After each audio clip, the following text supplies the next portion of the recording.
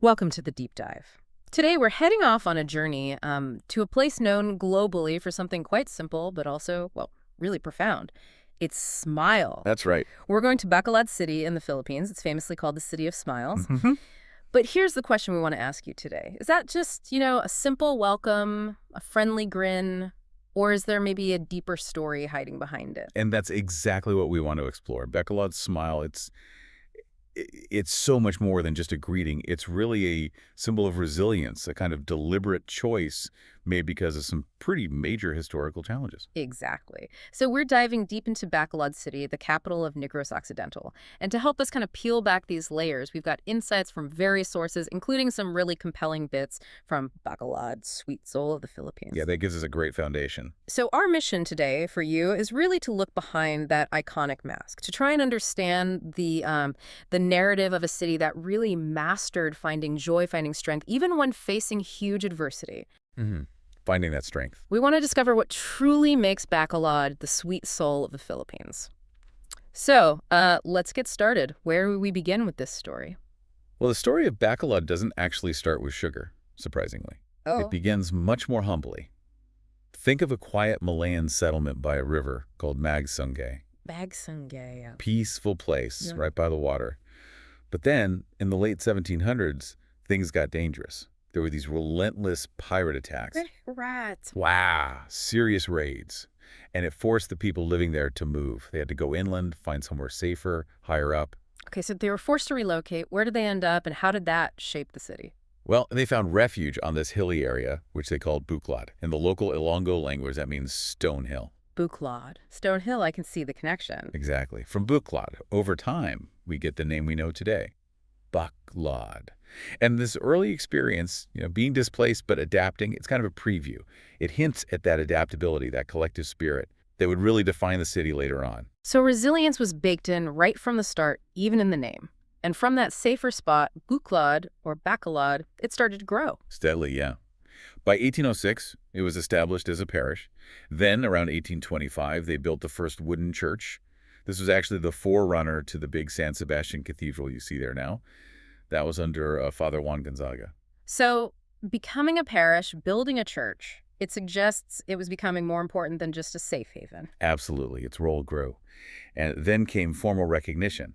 In 1849, the Governor General, Valdivieso y Marquecho, declared Bacolod the capital of the entire island of Negros. The whole island, okay. Yeah. And even later, when Negros was divided into Occidental and Oriental, Bacolod remained the capital of Negros Occidental. It finally became a chartered city in 1938. Yeah. So you see this progression, safety, administration. Setting the stage. Exactly. Setting the stage for a completely different kind of explosion. And that explosion was sugar, wasn't it? Mid-19th century. That seems to be the real turning point for Bacolod and, well, the whole island. Oh, absolutely. Global demand for sugar just skyrocketed. Right. And you had key figures like the British Vice Consul Nicholas Looney. Right, I've heard that name. He wasn't just encouraging it, was he? No, he was instrumental. He helped provide access to credit, which was crucial, Yeah. and brought in modern sugar milling equipment. It completely changed the game. A total game changer, and this attracted people. Huge migration. Families, especially from the nearby island of Panay, saw the opportunity. They came over, established these enormous sugarcane plantations, the famous haciendas. Haciendas. And suddenly, sugar wasn't just the economy. It became the heart of Negrin's culture. Everything revolved around it. And that created a very specific kind of culture, didn't it? This sugar boom wealth. It did. It fostered this very distinct spirit, Mm-hmm. often described as charming, genteel, Mm-hmm. sometimes quite lavish. Lavish, right? A real appreciation for the finer things, grand parties, art, music, and definitely that famous Negrin's hospitality, warm, generous. You can still feel that. And you can literally see it in the buildings, right? The architecture from that time. Very much so. The legacy is cast in stone almost. You see the opulence in the ancestral homes, the Belena Bato, especially if you go to nearby Soleil City. They're like palaces. And right in Bacolod, landmarks like the San Sebastian Cathedral started in 1876, the Palacio Episcopal from 1930, the provincial capitol building finished in 31. They're all monuments to that era, the power, the wealth of the sugar barons. It sounds incredible, this genteel spirit, but it also sounds risky, building everything on just one crop. Was there a fragile foundation beneath all that charm? That is the crucial point. It was a monocrop economy. And while it created huge wealth in this unique culture, it also created a very stratified society. How so? Well, you had the hacienderos, the plantation owners, right at the top, then the millers, and then at the bottom, the vast majority of the farmhands, the laborers, including seasonal migrant workers called The cicadas. Sacadas. Right. So this total dependence on sugar, it fueled the lifestyle, yes, but it also made the entire region incredibly vulnerable if something happened to sugar. The whole thing could collapse. Exactly. It was a sweet foundation, but inherently fragile. The seeds of a potential crisis were right there, planted alongside the sugarcane. And that potential for crisis became horrifyingly real the early 1980s. That seems to be when everything changed. A really dark time for Bacolod. Utterly devastating. The sugar industry, the absolute lifeblood for over a century, just collapsed. Catastrophic. That caused it. It was a perfect storm, really. A favorable trade agreement with the U.S. expired, and at the same time, world sugar prices just crashed, plummeted. Oh, no. The sugar bowl of the Philippines, as they called it, was suddenly empty. The economic impact was immediate and brutal. It led to what became known tragically as the Negros famine. Famine. Thousands lost their jobs, their livelihoods. And the worst part, estimates suggest around 350,000 children suffered from severe malnutrition.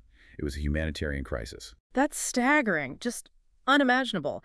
And then on top of that economic devastation, something else happened. Something more personal. Yes, as if things weren't bad enough. On April 22, 1980, a terrible maritime disaster occurred.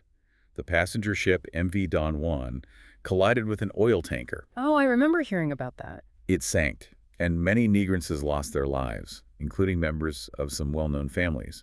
So the city was already reeling from the economic crisis, and now this profound grief, this personal loss, was layered on top. Double devastation. How does a community even process that? How do you respond? Well, this is where the story takes a remarkable turn. In the middle of all this gloom, this despair, the city's leaders, spearheaded by the mayor at the time, Jose Montalvo, along with artist community groups, they decided to do something extraordinary. What did they do? They decided to create a festival of smiles. A festival of smiles in the middle of all that tragedy. Exactly. It sounds counterintuitive, but it wasn't about ignoring the pain. It was a conscious act of defiance, a way to collectively face the adversity with, well, with a smile. And the name they chose, Mascara. That's quite clever, isn't it? It's brilliant. A portmanteau, like you said, mass, meaning a multitude of people, and cara, the Spanish word for face. So mass of faces. Right. And it also sounds like mascara, the Filipino word for mask. A double meaning. That's powerful. And the symbolism was potent. Performers in the festival would wear these large, elaborate masks, all featuring huge, beaming smiles. The idea was literally to hide the sorrow, to conceal the hardship. The mask became this declaration, a symbol of the city's collective will to just survive, to endure. It was Bacolod saying, "We're still here. We will get through this." The Mascara Festival was born from defiance, really, choosing joy as an act of resistance. What an origin story. And look at it now. The Mascara Festival today, held every fourth week of October. It's huge. One of the biggest festivals in the Philippines, right? Attracts people from all over the world. It's become a massive event, absolutely. A huge tourism draw, brings in a lot of revenue. But even with all the commercial success, that core spirit, that resilience, it still feels present. What are the highlights now? What does it look like? Well, the centerpiece is definitely the street dance competition. You have these different groups or tribes representing various districts. They compete in this incredible explosion of color and movement. Costumes are amazing, aren't they? Flamboyant is an understatement. Sequins, feathers, towering headdresses, and of course, those smiling masks, all moving to this infectious, driving Latin beat. It's just visually spectacular, a real embodiment of that Negrant spirit. And the party doesn't stop when the sun goes down, right? Laxon Street. Oh, Laxon Street becomes this enormous street party. Miles of it. Food stalls pop up everywhere, temporary bars, live bands playing. The energy is incredible. Just this massive, joyous celebration that goes late into the night. And the finale, the electric mascara. That's the culmination. A night parade where the dancers, the costumes, the masks, everything is lit up with neon lights, LEDs. It's like a river of light flowing through the city. Really breathtaking. It's amazing how it evolved from, a response to tragedy into this global spectacle. It really is. It manages to be a memorial, a celebration of survival, and a vital part of the local economy all at once. I think for you, as a visitor, understanding that history, looking behind the mask, adds so much depth to the experience. It's not just a party. It's living history. Okay, let's shift gears a bit. You can't really talk about Bacolod, the sweet soul, without talking about the food. Oh, absolutely not. Yeah. The food is central. It's not just nourishment, it's culture, it's history on a plate. And the undisputed king is chicken and nasal. Chicken and nasal, yes. It's more than just grilled chicken, though, isn't it? So much more. It's a cultural institution. The word inasal just means to roast in the local language, hiliganan. But Bacolod's version is special because of the marinade. What's in it? It's this perfect blend of local ingredients. Native coconut vinegar, calamansi lime, lemongrass, garlic, ginger. And the key ingredient, annatto oil or eschewette oil. Ah, that gives it the color. Exactly. That signature orangey hue, but also a subtle, smoky, slightly peppery flavor. It's uniquely Bacolod nut. And the best place to get it is Minocan country, right? Tell us about that. Minocan country is an experience in itself. It's this complex of open-air stalls right near the SM City Mall. It's bustling, noisy, smoky from all the grills. Sounds authentic. Totally authentic. Yeah. And joyous. This is where locals and visitors gather. And there's a ritual to eating it properly. Oh, do tell. Well, the traditional way, the best way, is Kamayan eating with your bare hands. Okay. And before your chicken arrives, you mix your dipping sauce, the salsa one, usually soy sauce, cinnamon, which is a spiced local vinegar, really good, more calamansi, and maybe some crushed chili if you like heat. Customize your dip. Exactly. And then, when the rice comes, it's essential to drizzle it with chicken oil, that orange-colored, flavorful fat rendered from the chicken during grilling. It's just chef's kiss. Sounds amazing. Any specific stalls to look out for in Minocan country? Aida's and Nina's Beth are probably the most famous. They've been around for generations, really iconic. But honestly, most stalls there do a great job. And what else should you try while you're there, besides the chicken? Definitely get some fresh steamed oysters, talaba. They're usually plentiful and cheap. And maybe a bowl of kansi. Kansi, what's that? It's a local soup, kind of like balalo, if you know that. But it's sour, usually made with beef shanks and flavored with batun fruit.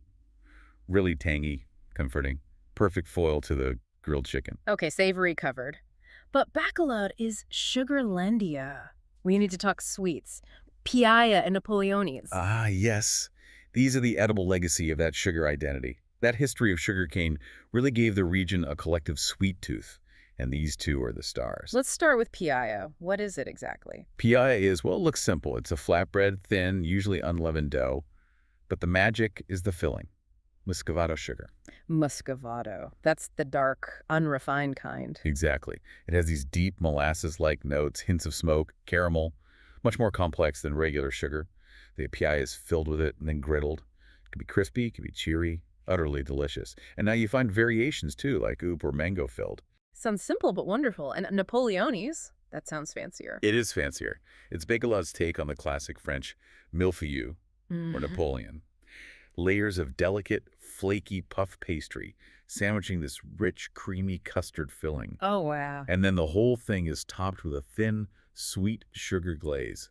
The contrast between the crisp pastry, the smooth custard, the sweet glaze, it's just heavenly. Really delicate. It's interesting how these two pastries almost represent different aspects of the sugar story. That's a great way to put it. The Napoleones, you could say, reflects that haciendero affluence, the European influence, the appreciation for finer things. Right. While the piaya, with its core of muscovado, speaks more directly to the sugarcane fields themselves, the raw product, maybe something more grounded. And they're both huge for paslibong, right? Take-home gifts. Oh, absolutely essential. You cannot leave Bacolod without boxes of piaya and Napoleones. Brands like Bong Bongs and Merci Rollies, they are institutions. Everyone stops there before heading home. They're not just snacks. They're like edible souvenirs, carrying that sweet soul of Bacolod. Beyond the food and the festival, Bacolod's story is also deeply embedded in its landmarks. Let's talk about some key places to experience. Maybe start with the ruins. It's technically in Tallahassee City nearby, but synonymous with Bacolod. Yes, the ruins. It's often called the Taj Mahal of the Philippines, and for good reason. It's a monument born from love and loss. Tell us the story. It was built in the early 1920s by a wealthy sugar baron, Don Mariano Ledesma Lacson. He built it for his Portuguese wife, Maria Braga. Tragically, she passed away while pregnant with their 11th child. Oh, how sad. Incredibly sad. And as a symbol of his enduring love, Don Mariano apparently had his initials, M for Mariano and Maria, molded into the supporting posts of the mansion, facing each other. Wow, that's quite a detail. Eternal love symbolized in the structure itself, but it's called the ruins? So what happened? War happened. During World War II, around 1942, Filipino guerrilla fighters made the difficult decision to burn it down. They did it to prevent the invading Japanese forces from using the mansion as a headquarters. They burned it themselves. Yes. It reportedly burned for 3 whole days, leaving just the concrete shell, the framework, that we see today. That's incredible. So its destruction, in a way, also tells a story of resistance, of sacrifice. Exactly. It embodies so much. Enduring love, the tragedy of loss, the destruction of war, but also this strange, haunting beauty that emerged from the destruction. It really mirrors Bacolod's own narrative arc, the golden age, the fall, finding beauty in the aftermath. It's especially powerful at sunset. The light just transforms it. A must-see, then. Now, back in the heart of Bacolod City itself, there's the San Sebastian Cathedral. What's its significance? It stands right downtown, facing the public plaza. It's really the spiritual heart of the city. Construction spanned from 1876 to 1882, led by a Recollected priest, Father Mauricio Ferrero. Stylistically, it's kind of a mix, drawing from Romanesque and Gothic traditions. And the materials, they're quite interesting too, aren't they? Yes, the main structure was built using coral stones quarried from the nearby island of Guimaras, and the hardwood used inside for the floors and fixtures came all the way from Palawan. Coral stone. That's quite unique. It is. And like the ruins, this cathedral has been a silent witness to Bacolod's history. The booms, the busts, the celebrations, the crises. For the community, it represents stability, continuity, and enduring faith. Okay, so we have history, ruins, faith. What about nature? Is there a place to escape the city buzz? Definitely. For that, you'd head to Buklod Mountain Resort. It's nestled right at the foot of Mount Canlorn, the volcano. It's actually been a destination since 1927, so it has its own history. What can you do there? It's famous for its 7 waterfalls. You can hike to see them, following jungle trails, crossing these cool hanging bridges. 7 waterfalls. Yeah, it's quite a trek to see them all. But the resort is also known for its hot sulfur springs. People believe the waters have medicinal properties. There's a warm dipping pool, and even Japanese style of furo baths fed by the springs. Sounds relaxing. Anything else? Oh yeah, you can go boating on the lagoon, visit a butterfly sanctuary. And one really unique thing is seeing the thousands upon thousands of fruit bats that roost in the trees there, especially around dusk. It's quite a sight. Mabuco offers this great natural balance to the city's history, a place for peace and rejuvenation. Sounds lovely. And if you prefer the coast, any beach escapes nearby? For a popular day trip, there's Lacawan Island. It's off the coast of Cadiz, north of Bacolod. It's about a 13-hectare island, kind of banana-shaped, known for its white sand and really clear, calm waters. What's the main attraction there? The big draw these days is the Tahai Floating Bar. It's been called the largest floating bar in Asia. A floating bar? Yeah, it's this big pontoon structure anchored offshore. Yeah. You can rent day beds, get drinks, food, listen to music, all while surrounded by the ocean with panoramic views. It's very popular, very Instagrammable. Sounds like fun. Can you swim or do other things? Oh, yes. The water's great for swimming, and you can do snorkeling, kayaking, other water sports, too. It represents a more modern kind of leisure, a coastal relaxation spot. Okay, that gives us a great overview. Now, some quick practical advice for anyone listening who's now inspired to visit Bacolod. When's the best time to go? Well, for the best weather, generally the dry season is your bet. That runs roughly from December through May. You'll get more sunshine, less rain. What? But the absolute peak season, the time Bacolod is most vibrant, is October, because that's when the Mascara Festival happens. Right. So if you want the full mascara experience. You have to go in October. Yeah. Just be warned. It gets incredibly crowded, and prices for flights and accommodation go way up. Yeah. You absolutely need to book everything months, and I mean months in advance. Good tip. Is Mascara the only major festival? It's the biggest, but not the only one. There's also the Bacolodian Festival, usually held in February. It's a celebration of the local Chinese-Filipino culture, coinciding with Chinese New Year. It's also very lively, lots of parades, food, dragon dances. Another facet of the city's diverse culture. Okay, good to know. So wrapping this all up, we've journeyed through Bacolod's story, and it seems clear that it's so much more, isn't it, than just a simple city of smiles. Absolutely. That smile is earned. It's built on a foundation of, well, profound resilience. It's a story about a vibrant culture that was forged in sugar, both the sweetness and the bitterness of its boom and bust. And it's a place where you really feel that history, the food, the nature, all weaving together. It truly is. From Magsungay to Buklod, from the haciendas to the famine, from the MV Don Juan tragedy to the defiant birth of Mascara, it's a powerful narrative. We hope that you, listening, might reflect on how this story resonates, finding joy and strength when things are tough. It's a universal theme, isn't it? It really is. It challenges you to look beyond the surface, definitely. Mm-hmm. So as we leave you today, here's something to think about, a final provocative thought. If Bacolod's famous smile, the mascara smile, is this deliberate act of defiance, this tool for survival, what masks, maybe metaphorical masks, do communities or even we as individuals wear today to face our own challenges? That's a deep question. Yeah.